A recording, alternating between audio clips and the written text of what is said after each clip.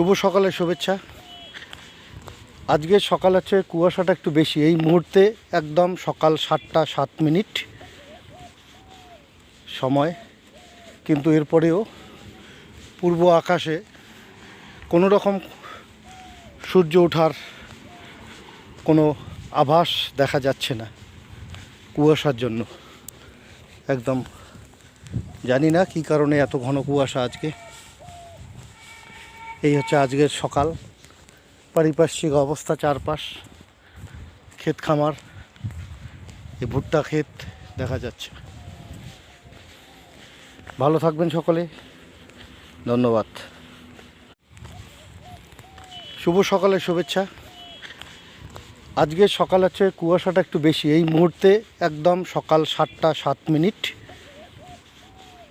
সময়, কিন্তু এরপরেও পূর্ব আকাশে কোনো রকম সূর্য ওঠার কোনো আভাস দেখা যাচ্ছে না কুয়াশার জন্য। একদম জানি না কী কারণে এত ঘন কুয়াশা আজকে।